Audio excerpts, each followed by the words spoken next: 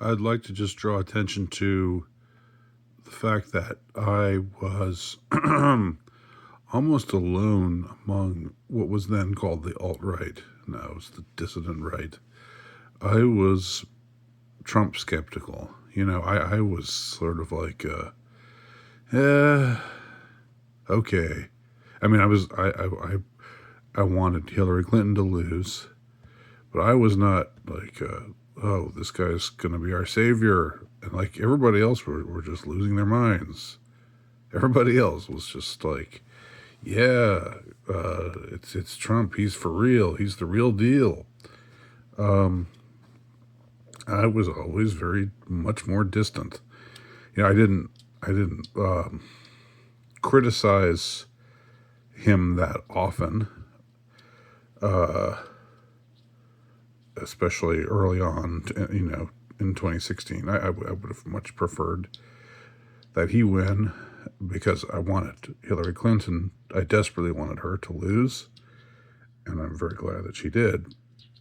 But I don't know how you miss out on certain things, or how you tell yourself that uh, a person who has a certain I mean, I don't know, somebody who doesn't seem to have core values. Uh, you still somehow tell yourself, oh yeah, no, this guy who was, the 1980s real estate mogul, this guy who was, now suddenly in 2015, no, he's this new. Like everybody was buying into the notion. He's this. Now he's some. Now everybody on the left hated him, and feared him, and loathed him and despised him, and people on the right were started saying, "Oh, he's our savior," and I was like, "Isn't this is somebody I grew up with? I mean, this is not literally, but this is somebody who was in the media for most of my life. I remember him from the 80s. I remember him, representing uh, the the lifestyles of the rich and famous era of the 80s, and he was always brash and arrogant, and you know but he had a certain uh you know charisma, and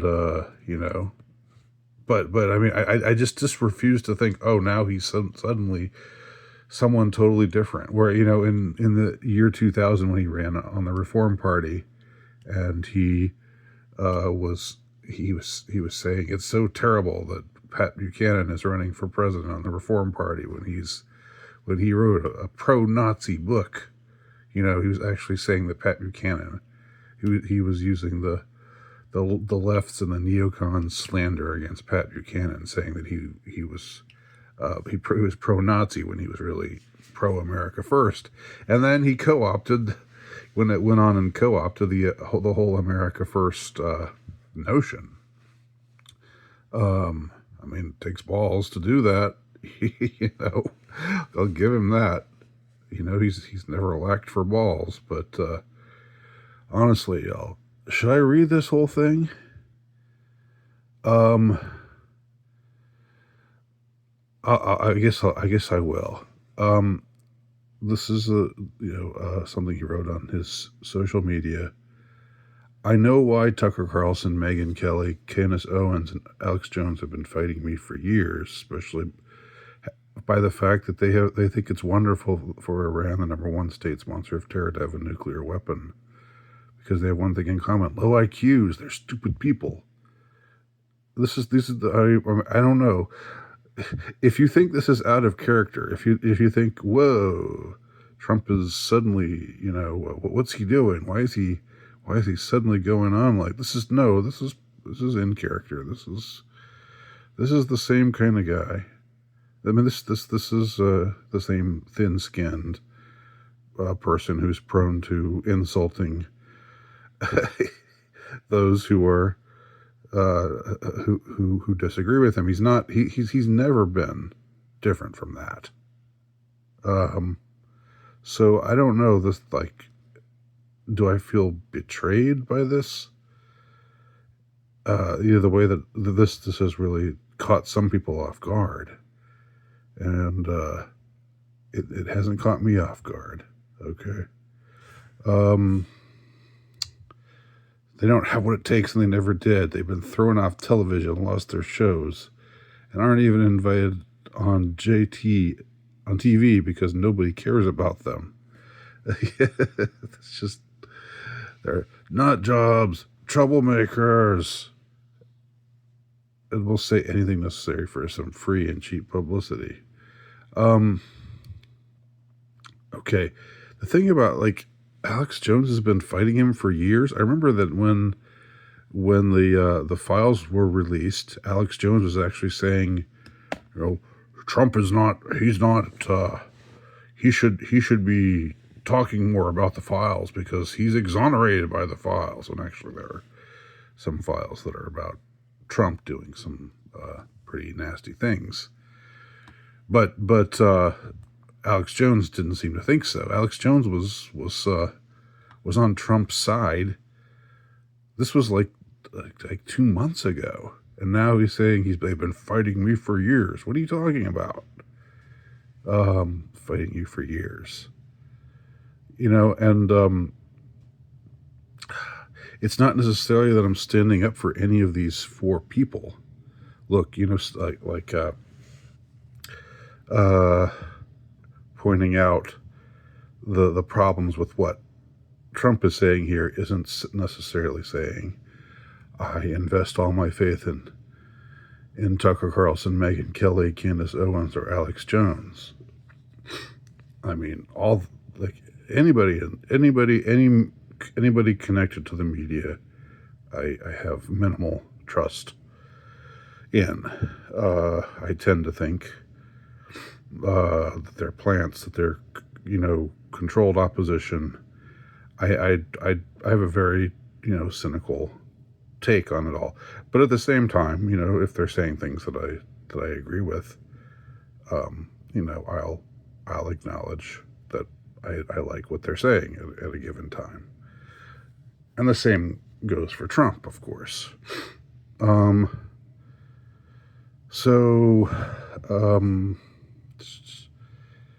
me just skip down a little bit. And not hand-flailing fools like Tucker Carlson who couldn't even finish college. It's just these playground, or what's the playground insults? Is that the term I'm looking for? I think so. I think that's the term. It sounds like I might have a syllable wrong there, but I think that's what it would be.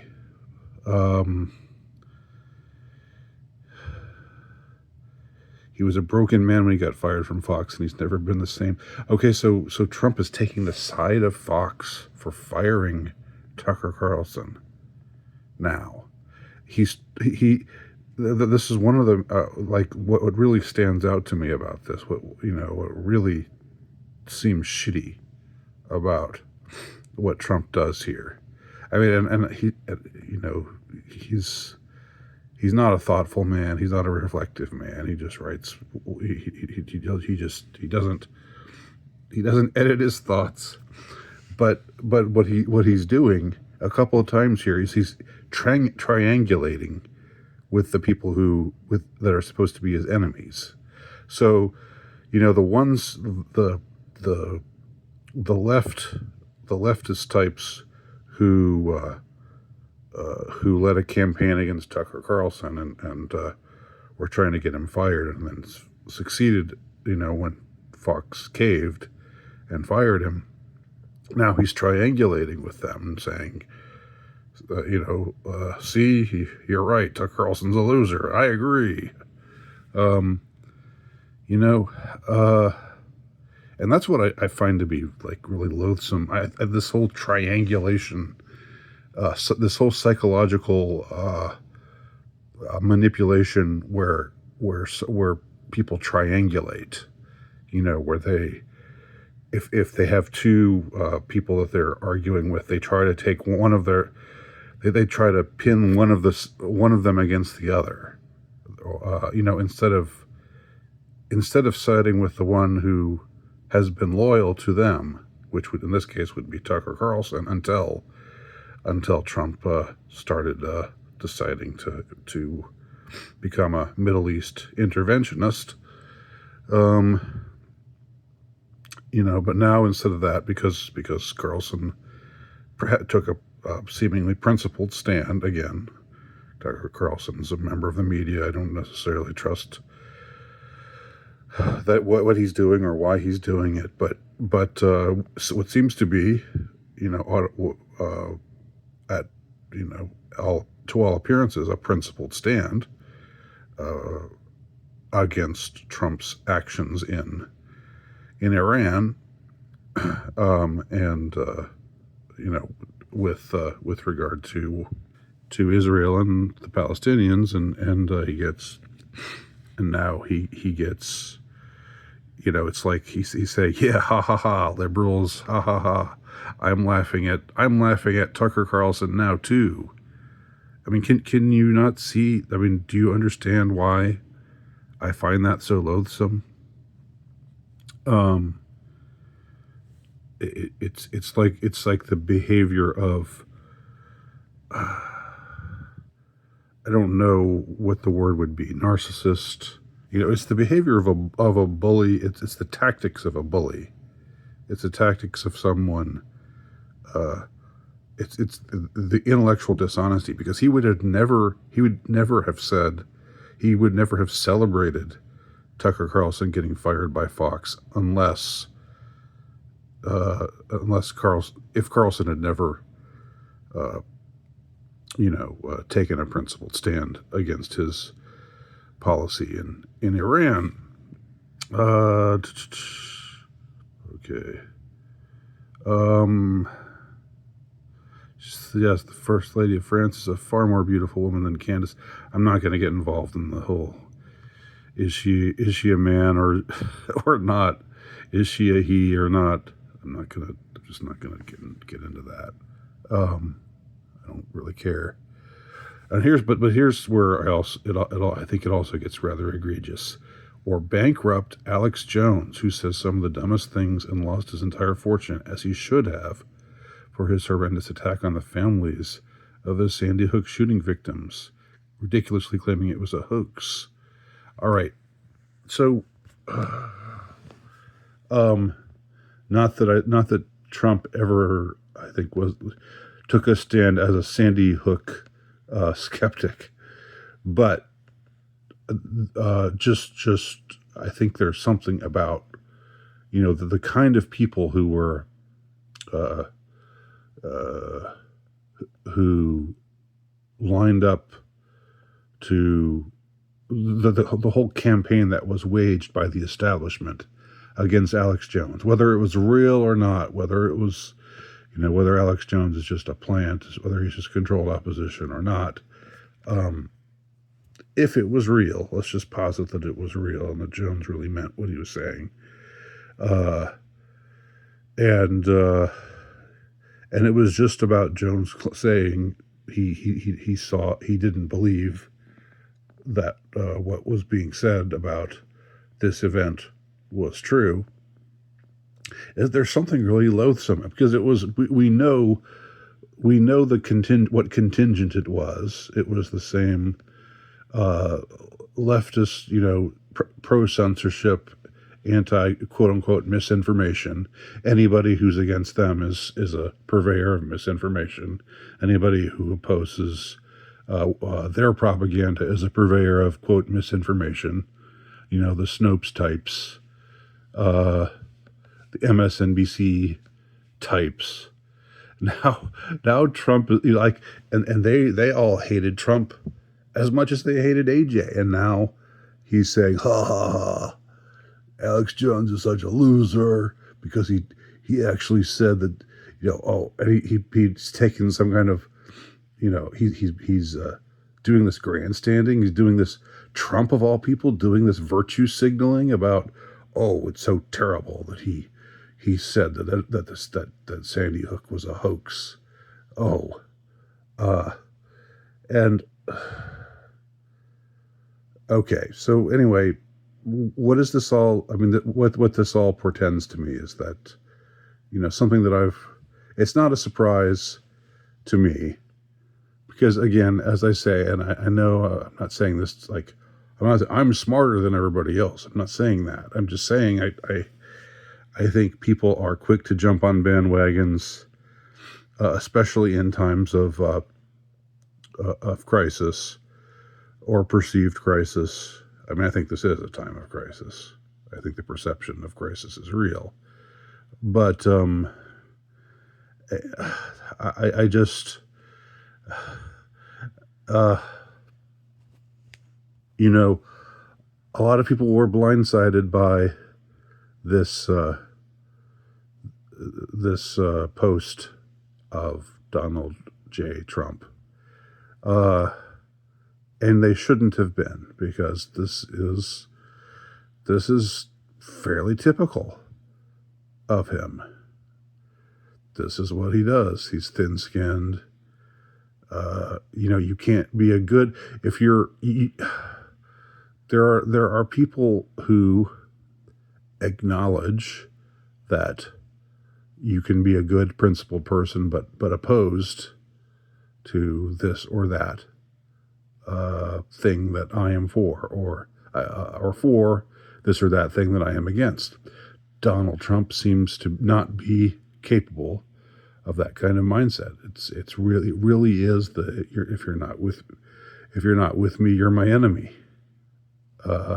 You're either with us or you're with the terrorists. I mean, I think he's much more that way than George W. Bush ever really was.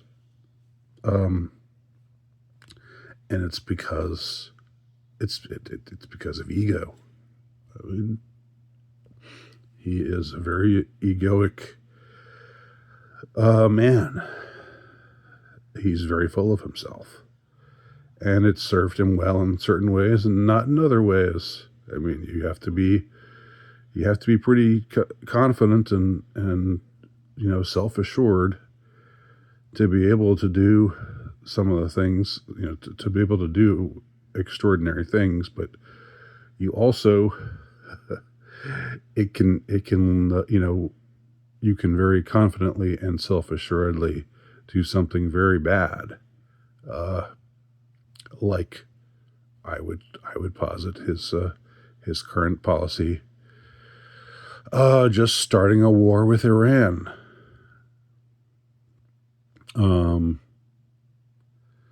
And we're seeing the fallout from all of that now, aren't we? So there you go. People who were surprised by this or shocked by this, and even I was a little shocked by this, but then I realized, no, this isn't shocking. This is just Trump being Trump.